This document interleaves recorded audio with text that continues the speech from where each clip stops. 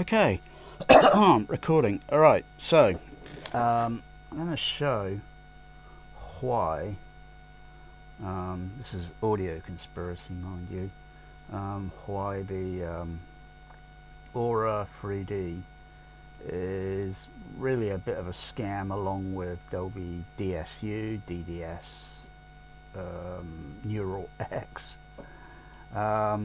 Just adjusting the ISO level on the camera, not for perfect picture, just not to adjust anyway.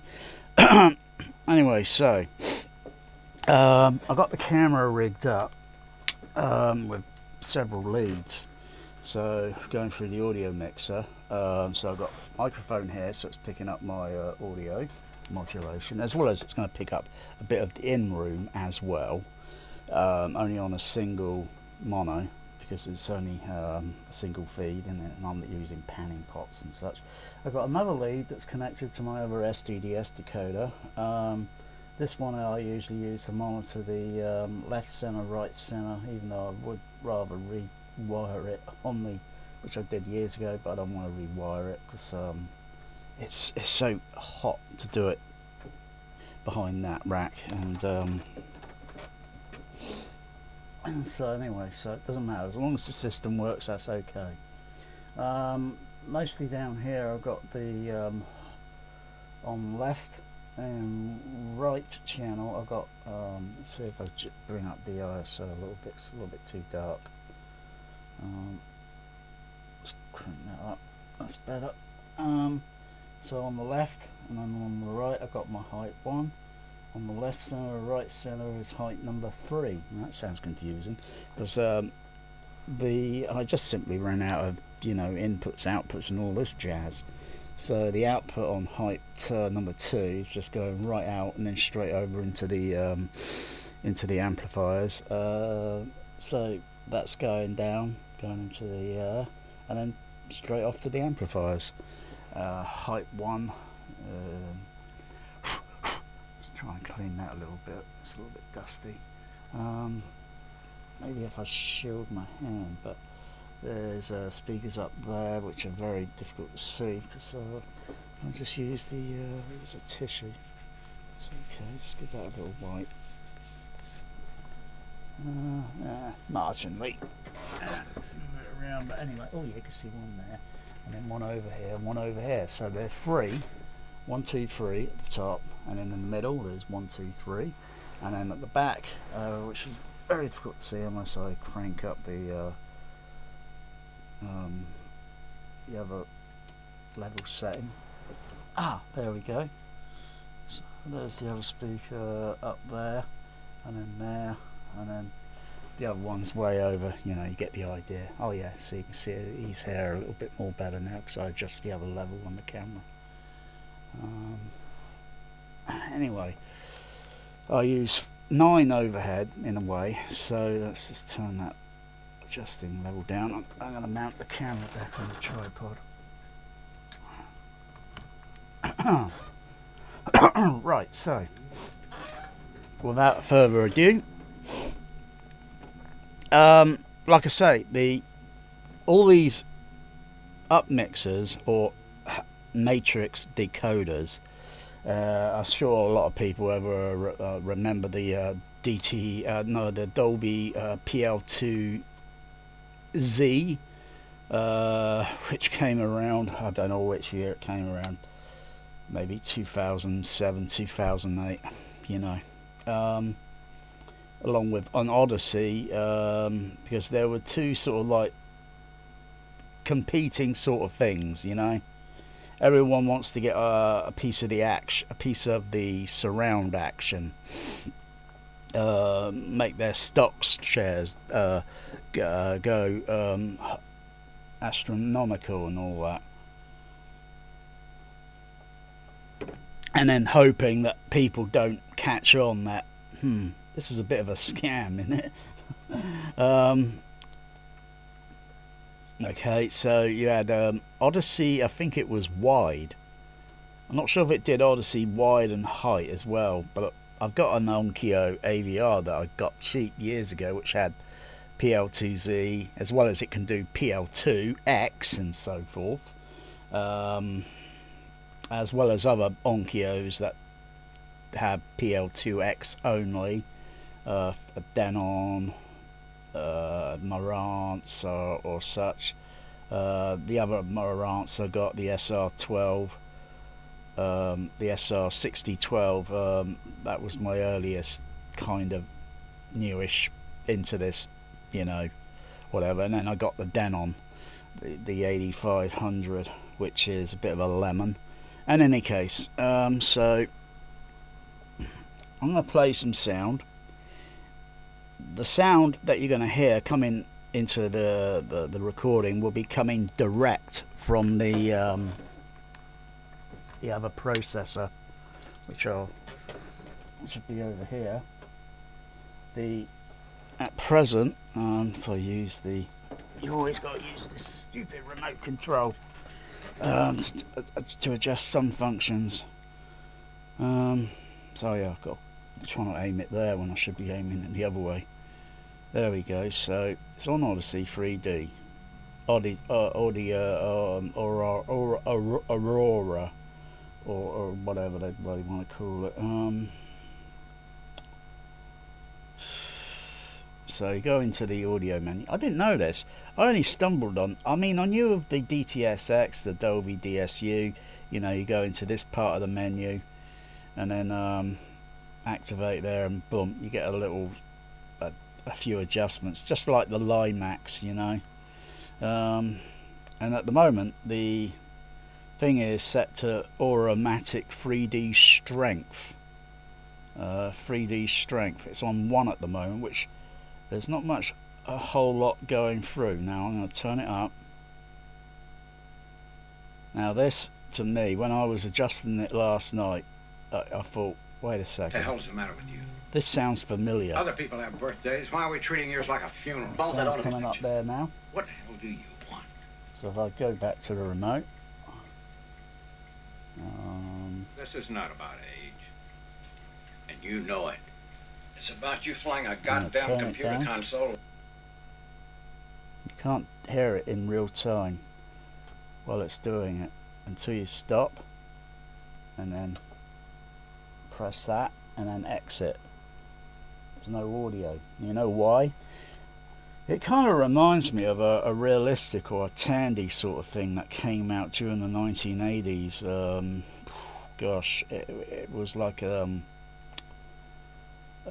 stereo expansion sort of thing. See, I can't hear anything happening in real time. You see, this is before you turn into part of this collection. Until I stop it. Oh yeah, you stop it. Before you really do grow old. But what you're hearing there is not really what's called an upmix, upmix, like to put things upward, so to speak. All this sound is coming only from the left and the right front channel. Goes in the matrix decoder. And it's networked different other matrix circuitries. That's it. Why if you would we are continuing our search for a lifeless planet to satisfy the requirement of a test site for the Genesis experiment. The sound is also still going out on height number on the middle overhead. So you get the idea. Limited atmosphere dominated by I can see the level there is a little bit more. You know, this, a little bit more on left, up on there, at the front, a little bit less down on the back, and it's like a few dB. You can't really go in and adjust those sort of things on the actual. You have to go into the other parameter to adjust the, like, let me see. All right. Get on the If you go into channel option. Maybe it's something we can transplant. If I scroll down. What she'll say. Well, let me get this straight. Something you can transplant? But do I really need to? All you're doing is just adjusting the level output. But really, this thing, I'm just going to mount the camera because my hand is getting a bit. Oh, it really is a scam. You boys have to be clear on this. Now, I'm going to switch over to. Or the show's off. Why don't you have a look But if it is something that can be...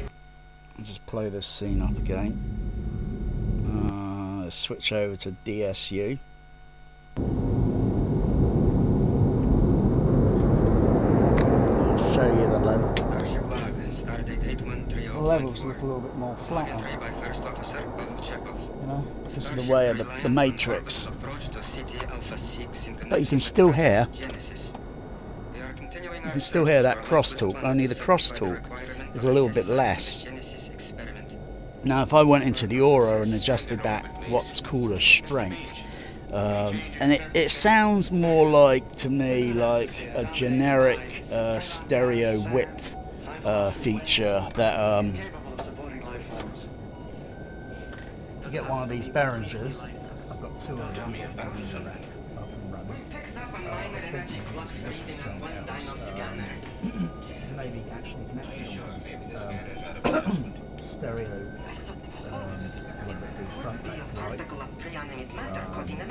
side surround, back surround, overhead surround, height 1, 2, 3, you know, with independent ones, and you've got a stereo width. And what that does, Let me get this straight. Something you can transplant? Yes, doctor. let's just turn the camera Something around. you can transplant? What that does is, if it's set at this position, the sound just collapses from stereo to mono, and then as you gradually widen it a little bit, you still, depending on the level on the say Pro Logic, for example, you have to reduce the center channel level down in the gain level, turn it down, because the stereo degree width would be so narrow. It'd be like, because the center one signal coming out, or the forward plus phase signal, will be so dominant, you wouldn't notice much on the left until you widen it and widen it and widen it to a certain degree, a certain parameter, which I think is about 1 on the thing. And then you can widen it a little bit more, and so forth. And that's what this auro thing is reminding me of. It's like there's not really a whole lot to surround round to go around with this thing, really. It's a bit of a scam.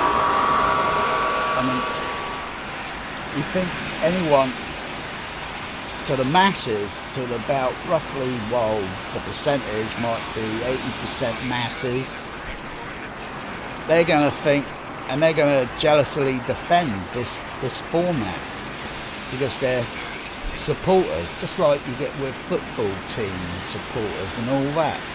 You're going to get a club that's going to jealously try to defend it. I'm only the whistleblower here, so if this thing were to be done proper, it should have been done at the start.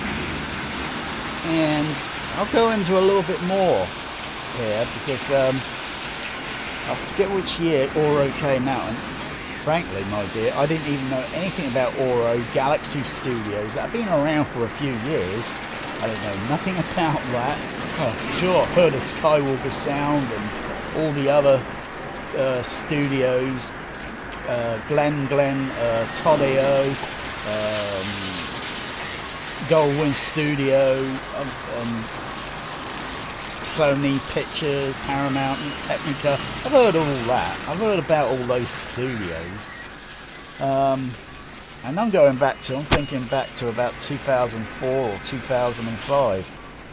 I was on a forum site, and I was always listening and thinking, you know, listening to how sounds pan in the mix, on the original mix of, say, like GoldenEye and such, and thinking, hearing this airplane panning with the acoustical space, the recording, how it's done, how it's sound edited and assembled and then mixed and so forth in the final mix to, you know, create the illusion to what the producer director want in the final. I'm thinking I can hear this plane going from right surround corner and then going, and then it pans over to more or less to left front sort of thing, and something in between the sound just bothered me. And I'm thinking, wouldn't it be interesting if I could rather have a decoder to kind of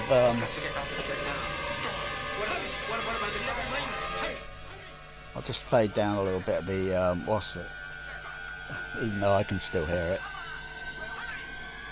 Still hear it in the mix because I can see the level meters. This video is going to take long to upload. In any case, oh gosh, because I'm not doing any edit. I'm not going to pause it and then edit and then, you know, just try and keep it all in camera at the same time. I try to think up of a way to have a matrix decoder, because when you look at everything now, you get enthusiasts that like myself that are very few far between, which might only be about 10% of us. So you got maybe 80% masses that think, oh yeah, it should be that, whatever, because they probably can't undo or monitor the sound. But I can't do anything as much as say, like, well, I want to extract these sound effects and this music track and this dial or whatever, and listen to these certain sound elements or the stem tracks that build up and up and up into the mix, and then blended, EQ, tweaked, maybe some stereo width adjustment done to it. I don't know, it depends. So I try to think of something like to make the sound of that airplane. So by the time I reckoned it was about midway in the mix in the actual mix on the I wanted to it literally sound overhead, like bam, like in the middle of the ceiling, because I had, at the time, I was running overhead surrounds in my other home cinema, as well as, you know, the side wall, the back overhead, because I was running a 4-channel matrix decoder, whereas everyone else was still saying, scratching their head and thinking, I don't understand this, I don't want to understand what you're doing, because everyone had Dolby Surround EX, or sorry, Dolby EX, I think it was called, and that was only a 3-channel, whereas the version that I was using around about 1998 was 4-channel. I spent 30 minutes talking to Dolby Labs on the phone around the same time, around the same year, after I experimented with GoldenEye DTS Laserdisc going for a matrix decoder, and bam, it did exactly what I was predicting or hoping, which I thought back in 1989 when I was a projectionist working for UCI Cinemas, and there was always in projection a booth monitor, so I'm always calm monitoring the sound and thinking how it works, because it's matrix. It's not, I knew it wasn't 70mm 6-track mag, and digital sort of thing was still a year or two, just a year or two or more away until CDS came about. So I or no one else in projection even knew about that, except 70 and 35. So I'd always monitor, and I'm, you know, just idolizing there, looking out the port window, listening, switching the monitor from going through center channel to left to right to surround channel, and can hear the slight crosstalk differences on the dialogue that's trying to leak filter. But hey, you heard it here in this video with the Auro, it is filtering out. Oh, it's terrible. You get so much dialogue because it's on the left and the right channel, and on this mix the dialogue is partly because it's a 6-track mix, it's foggy, it's got a foggy sound. It's a discrete left, center, right, but it's got a slight foggy sound. If I used another film that's got a different mix, and you don't really hear the dialogue filtering into the left and right, there's only several films, even modern day ones like Apollo 13, Ransom, which are Ron Howard, Anyway, I spoke 30 minutes on the phone with Dolby Labs, so I'm just going back to there and, you know, oh, that's an interesting idea. That's interesting. Oh, wow, that's it. Why only 5 speakers? And all this, and I knew that, and then I was saying, okay, I'm going to go now, and he says, oh, great, okay, boom, boom, hang up the phone. The guy's name was Eric Christopherson, and Dolby Labs, New York. No longer, because I've done a checkup, and I've had a beef for nearly since 1999 when I saw an article appearing in a magazine and thinking, that's my bloody idea. They bastards have stolen my idea. Taken my idea. Oh, I should have patented the bloody idea. If I knew of the patent office, I would have patented the blooming idea. Because it was so flipping simple. It was just staring at you for years. I mean, if there was anyone cleverer than myself, they could have had this thing up and running, like matrix backs around and all that, with an extra channel if you want to do an anti-phase in the mix, and then pan that sound. So you look at the Pro Logic decoder, and you can see the levels moving all up and down sometimes, and then sometimes you get a strong strength in the rear surround matrix with the anti-phase being steered into that position, and then it sounds a little bit more like, gets your attention, and then it fades out down, and then you know anyway. Anyway, so I'm just going to turn the fader back up. So that's the Dolby DSU.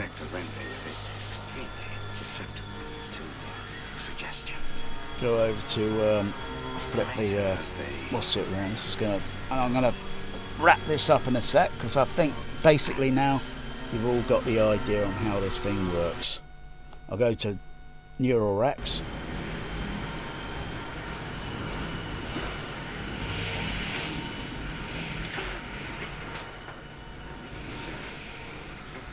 You can slightly hear the crosstalk on the left and right, but it's a little bit more minimized due to the matrix, how much channel crosstalk dB level it's got. But effectively, the sound that you're hearing really belongs up front. You can't hear most of their scream, because one, probably depending on the level on the left and right channel that's on the actual mix. Because if I change the level, I think I can pull the lead out and swap the lead over.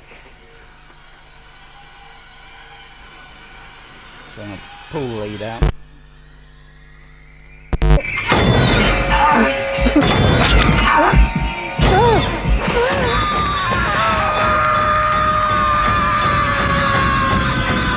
I'll pull it out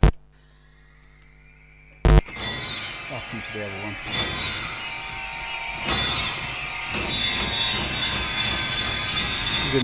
You can just about hear their yelling, but they're more yelling like ah on the center channel, because it's still a discrete mix. Now if I went to the auro3d, it's going to sound really bad on the crosstalk.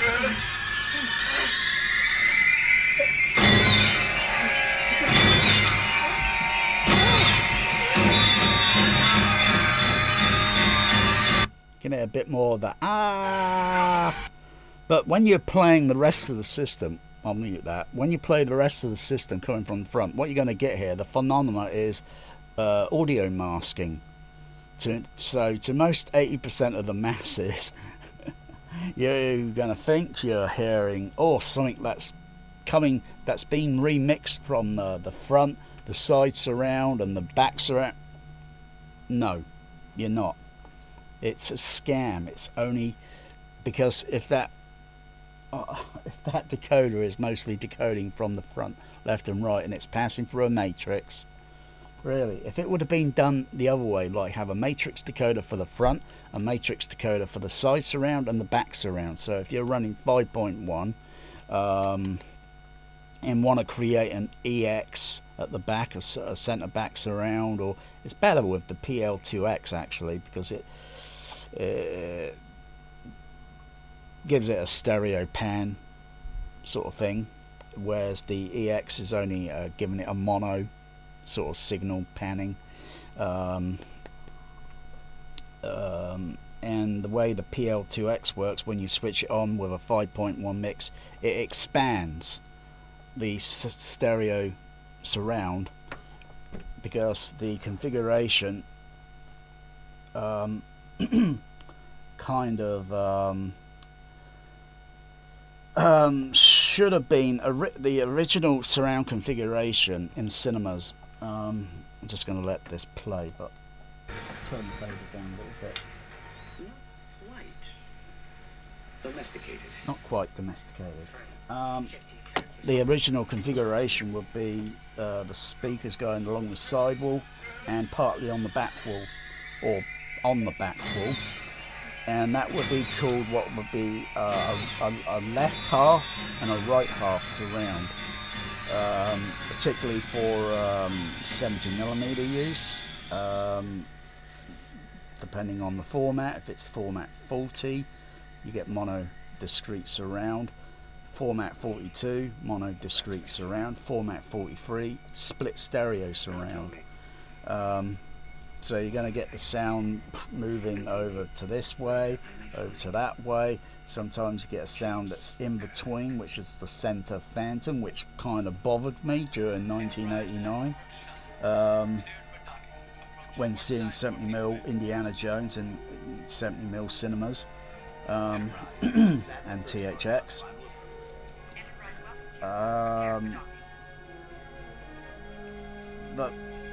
The whole concept of the surround configuration has got messed up, because if you want to duplicate the actual kind of signature tone, yeah, of the original, even if you're playing matrix or discrete, you still get a sound that's kind of like behind you, as well as you're hearing it down, you know, you're hearing it in a very strange sound surround field on the actual channel itself. Forget about left, center, right and the sub bass. But there should have been, quite easily, they should have, when Dolby Labs took my idea, I think I should have put something a little bit more into it. I could probably do that. Have a way to just add the side surround and then put it at the back as well, so it's the same signal, the same exact signal that I would have heard in the cinema, and it would give me you get a little bit more of that Hass effect such, and that only happens when you are a listener, a thorough listener. There should have been, say, like a logic circuit control that can do the switching. So when you switch to center back surround, or, you know, CBS as I called it, center back surround, or EX, whatever, EX like extending surround, it would switch the logic circuit and turn off anything that would take usually the usual side surround, putting it to the back as well. It should cut off that circuit and reintroduce a new, you know, matrix circuit and such. Yeah, it should have been done that way. It should have been done that way, because today, when you look at an AVR, whether it be, or even a cinema processor, it's like, you know, I'm not sure if cinemas are still, you know, running. I don't think, I'm not sure. Let's just say there isn't a logic circuit or such on the SA, on the Dolby SA10. You know what I mean? I can look at the wiring diagram for it, and it's got no way to configure it unless I do it hardwired into my system. So if I'm in a different sound format, like playing Star Trek 2, I'd want those back surrounds on, but playing the exact same sound signal as the right and the left. If I want to use it like a matrix, I've got to switch on a different sound format, like a different sound format. Anyway, I think this is enough now. So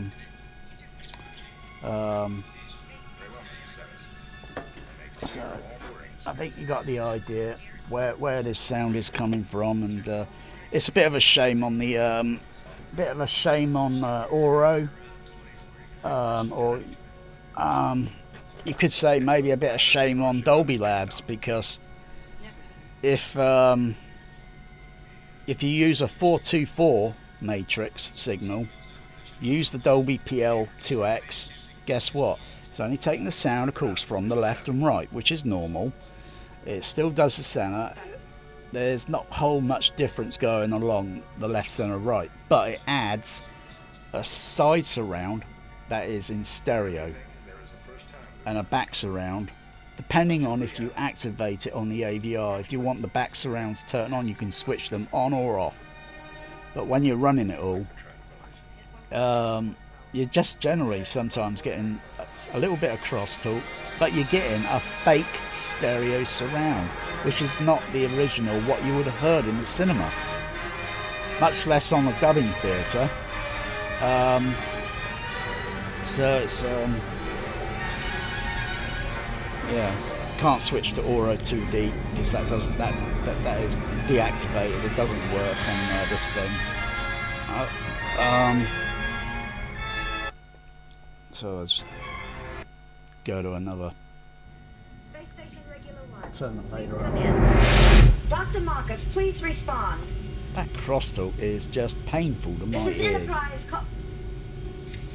It's no use. There's no response from Regular 1. I'll just go down to adjust the parameter level strength. Oh, God, I hate this bloody denon. It's stupid.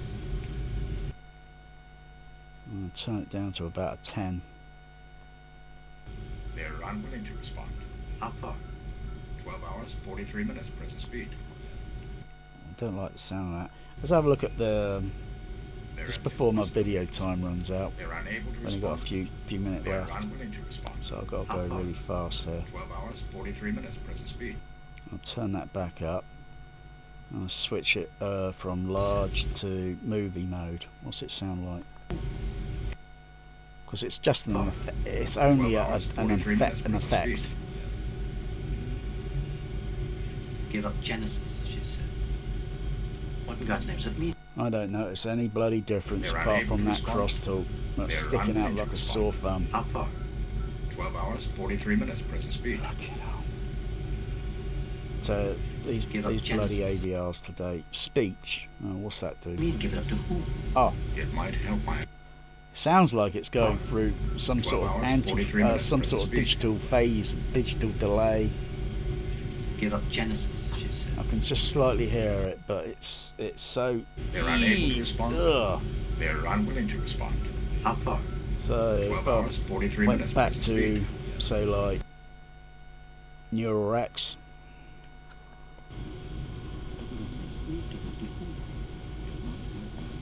You don't hear as much crosstalk, but you can still hear the crosstalk. Anyway, the video is coming up to 1 minute, so you got the idea, everybody? Yeah. That's it. That's the conspiracy. The marketing overhead, whatever, upmixer, but it's a matrix decoder.